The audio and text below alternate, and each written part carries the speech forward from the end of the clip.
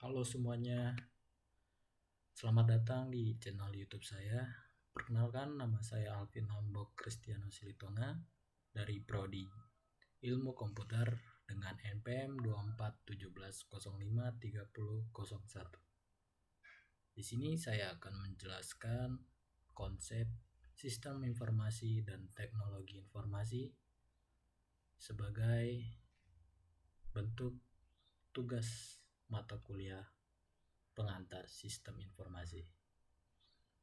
Baik, saya akan menjelaskan PowerPoint konsep sistem informasi dan teknologi informasi. Teman-teman, mari menyaksikannya dengan seksama.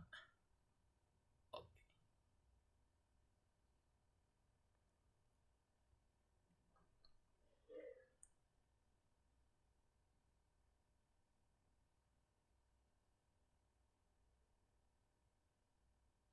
Sistem informasi dan teknologi. Baik, di sini ada daftar isi. Kita akan membahas pendahuluan, konsep, komponen, implementasi, jenis-jenis, dampak, peran teknologi, dan kesimpulan. Baik, kita akan mulai dari pendahuluan. Pada zaman dahulu, manusia berkomunikasi dan menyampaikan suatu informasi hanya melalui bahasa. Jadi, suatu informasi dilakukan hanya melalui pertemuan secara langsung. Maka dari itu, manusia semakin berpikir dan ingin menciptakan suatu teknologi yang mampu memberikan informasi yang lebih efisien. Dan dari segi penyimpanan,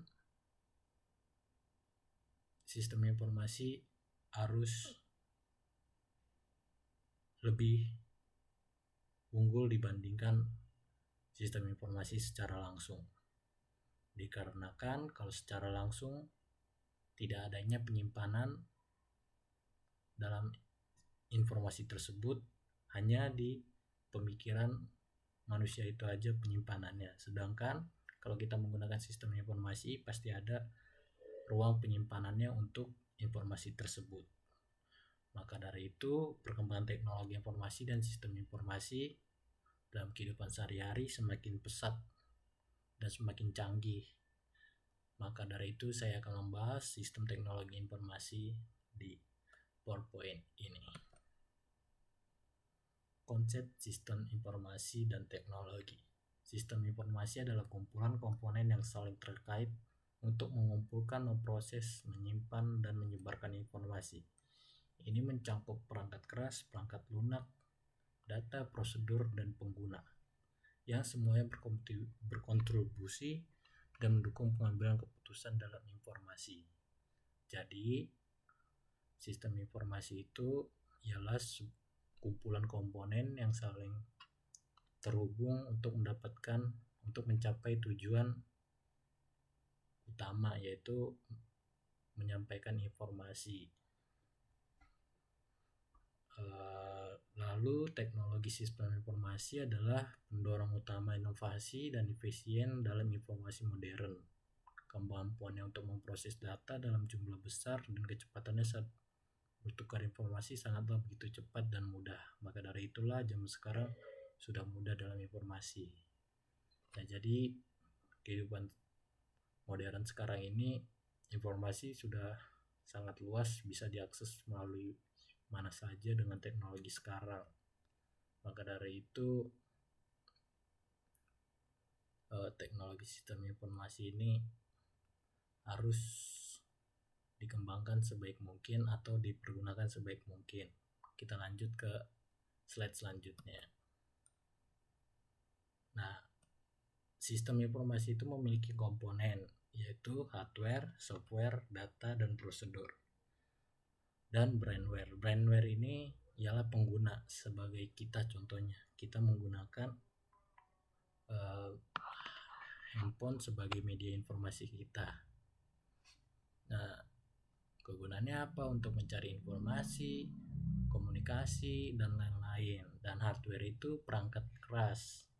Perangkat kerasnya itu seperti apa? Komponen fisik yaitu seperti HP itu komponen fisiknya. Dan softwarenya apa? Softwarenya itu perangkat lunak, yaitu sebuah aplikasi seperti WhatsApp atau Google untuk mencari informasi atau komunikasi. Data itu seperti dokumen atau sebuah chat yang akan dikirim dari pengguna ke tujuan. Dan prosedur itu ialah langkah-langkah untuk menggunakan sistem informasi secara efektif.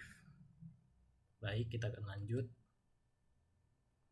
Nah, sistem teknologi informasi ini memiliki jenis-jenis, yaitu sistem pemrosesan transaksi, sistem keamanan informasi, dan sistem pendukung keputusan.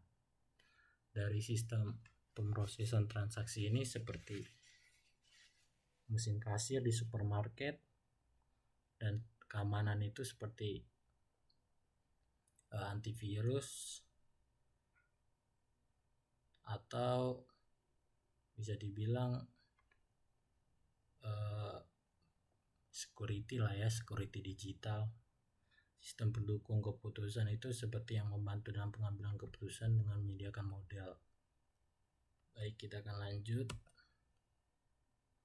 Peran sistem teknologi informasi. Nah, peran sistem teknologi informasi itu mencakup 4, yaitu infrastruktur teknologi informasi dan cloud computing, big data, keamanan informasi. Jadi infrastruktur TI itu ialah perangkat keras dan perangkat lunak yang diperlukan untuk mengoperasikan dan mengelola informasi dan teknologi.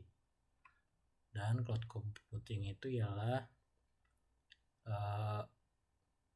penyimpanan dan pengolahan data yang memungkinkan akses berbagai informasi sehingga pengguna dapat menjangkau lebih banyak. Dan big data itu kumpulan besar data yang memerlukan alat dan teknik khusus untuk menganalisisnya. Dan big data ini perlu dipahami secara dalam ya teman-teman terhadap perilaku dan pengguna.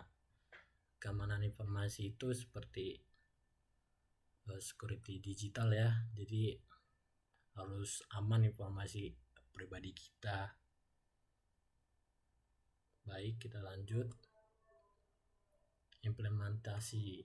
Nah, implementasi teknologi informasi itu sekarang sudah banyak digunakan di kehidupan sehari-hari, yaitu contohnya e-commerce atau toko online seperti Shopee, Tokopedia, dan Lazada. Nah, dari sini kita bisa lihat kan orang-orang bisa beli barang tanpa harus pergi ke toko. Cukup klik di HP atau perangkat kalian, langsung besoknya datang.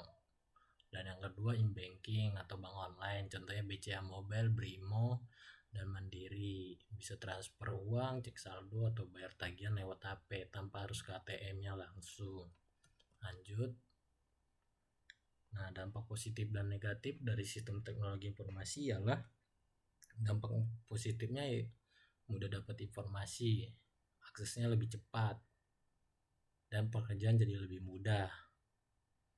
Dan dampak negatifnya banyak informasi palsu, kehilangan privasi, jadi alat kejahatan digital.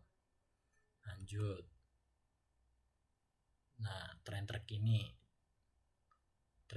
sistem teknologi informasi itu ialah AI dan machine learning, blockchain, atau Internet of Things. Nah, AI ini seperti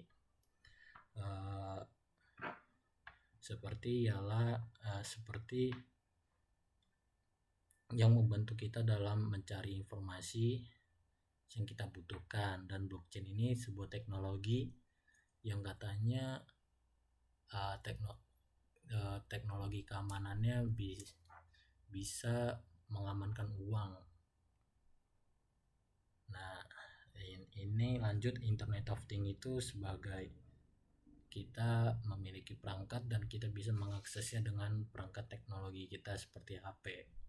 Contohnya apa? Contohnya kayak seperti tanda pengenal muka. Nah, itu ialah termasuk IoT. Nah, baik, kesimpulannya ialah sistem teknologi informasi itu ibaratkan pedang bermata dua yang dapat memberikan manfaat luar biasa jika digunakan dalam digunakan dengan baik, tetapi juga bisa merugikan jika tidak dikontrol dengan baik. Oleh karena itu, kita perlu menjaga keseimbangan dalam penggunaan teknologi ini supaya kita tidak merasakan dampak negatifnya, yaitu kehilangan dan dicurinya data kita, dan kita harus sebaik mungkin menjaga data dalam sistem informasi di era digital ini. Baik, itu saja, sekian dan terima kasih.